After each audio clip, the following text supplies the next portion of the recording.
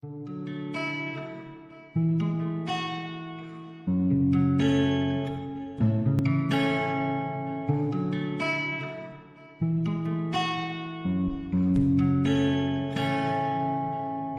complicado alguém me entender, por isso sempre digo que estou bem.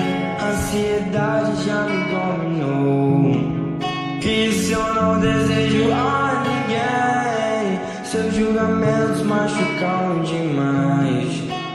Então pense antes de falar, será que você se sentiria bem se você estivesse no